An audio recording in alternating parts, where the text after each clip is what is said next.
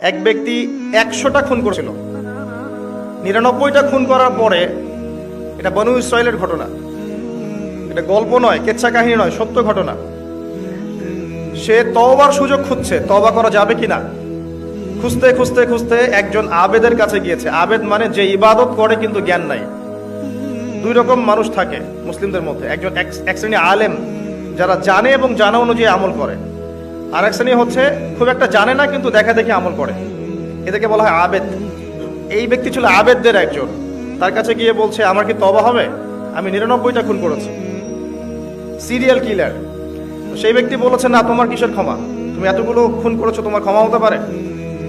রাগে এই ব্যক্তিকেও সে খুন করেছে, করে 100টা পূর্ণ করেছে। এরপরে আরেকজনের সন্ধান পেয়েছে যে একজন আলেম, তার কাছে গিয়ে তওবার সুযোগ খুঁজছে। সে বলল, হ্যাঁ, তোমার তওবা হবে ইনশাআল্লাহ, তুমি খালেসভাবে তওবা করো, করে এই এলাকা থেকে চলে যাও। কারণ তওবার পরে একটা নতুন জীবন শুরু করবে, এই পরিবেশে থাকলে তুমি অতীতের হিস্ট্রিগুলো তোমার মনে পড়বে, তুমি চলে যাও দূরে কোথাও, সেখানে গিয়ে থাকা শুরু করো। সে তওবা করে ওইদিকে চলে যাচ্ছিল, রাস্তায় মৃত্যু হয়। এবার দুই শ্রেণীর ফেরেশতা চলে আসছে, জান্নাতের এবং জাহান্নামের। কে তার আত্মা নেবে?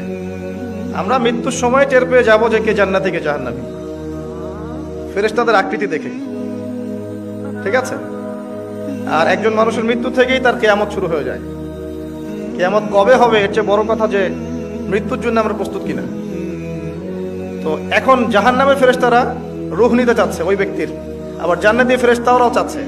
দুজনের মাঝখানে একটা ডিবেট চলছে।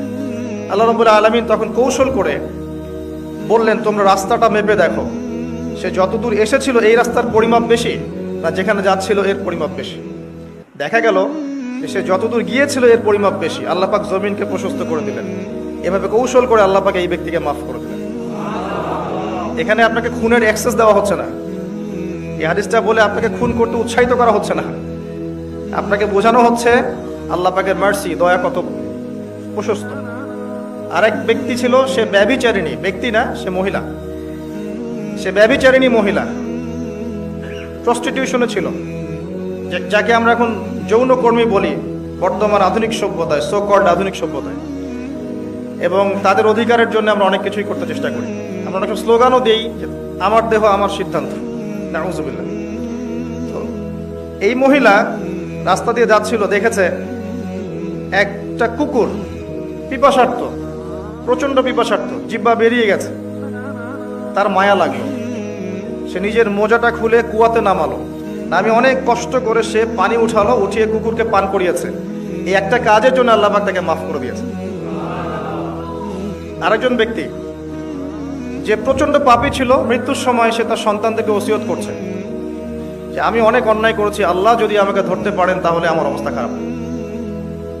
তো আমি যখন মারা যাব তখন আমার দেহটাকে পুড়িয়ে ফেলবে, পুড়িয়ে অর্ধেক ছাই বাতাসে ভাসিয়ে দিবে, আর অর্ধেক ছাই সমুদ্রে ভাসিয়ে দিবে। মানে বাতাসে অর্ধেক উড়িয়ে দিবে, সমুদ্রে অর্ধেক ভাসিয়ে দিবে। ছেলেটা তাই করলো। এই ব্যক্তির আকীদা কি? যদি আল্লাহ আমাকে ধরতে পারেন তাহলে খবর আছে। তার মানে ওর আকীদা যে আল্লাহ ধরতে পারবেন না এমন করলো, এটা কিন্তু কুফরি আকীদা, তাই নয় কি? পুনরুত্থানে বিশ্বাস না করাটা কুফরি নয় কি? ইমানের 6টা পিলারের একটা হচ্ছে পরকালে বিশ্বাস, তাই না? একটা পিলারই তো তার মধ্যে নাই। তো সন্তানরা তাই করলো। আল্লাহ পাক সাগরকে বললেন ছাই জমা করে দাও, জমিনকে বললেন ছাই জমা করে দাও। বাই দ্য ওয়ে, আল্লাহর আদেশ প্রকৃতি শোনে, মানুষ না শুনলে প্রকৃতি শোনে। সাগরের পাড়ে গিয়ে আপনি দাঁড়ান, দাঁড়িয়ে থাকবেন, এই বিশাল সমুদ্র গর্জন করতে করতে আসবে, এসে বিনয়ের সাথে আপনার পা ধুয়ে দিবে। আল্লাহ পাক তাকে এই আদেশ করেছেন, তোমার সামনে দাঁড়ালে পা ধুয়ে দিও, অহংকার করো না। আল্লাহ যখন ওই সমুদ্রকে আদেশ করবেন যে এই জনপদের লোকেরা আমার আদেশ মানছে না, জলোচ্ছ্বাস দিয়ে উড়িয়ে দাও, সমুদ্র তাই করবে। প্রকৃতি আল্লাহর কথা শোনে। ছাই জড়ো করা হলো। জড়ো করার পরে আল্লাহ পাক এই ব্যক্তিকে আবার পুনরুজ্জীবিত করে জিজ্ঞাসা করলেন, কি জন্য এই কাজটা করেছেন, কেন এই কাজটা করেছো? তখন এই ব্যক্তি বলছে, হাদিসের কথাগুলো এমন, এই ব্যক্তি বলছে, মিন খাশিয়াতিকা ইয়া রাব্বি, আল্লাহ আমি তোমার ভয়ে এই কাজটা করেছিলাম, আর তুমি খুব ভালো করেই জানো হে আল্লাহ যে আমি তোমার ভয়ে করেছি না অন্য কোনো কারণে করেছি। আল্লাহ পাক বললেন, আমি তোমাকে মাফ করে দিলাম।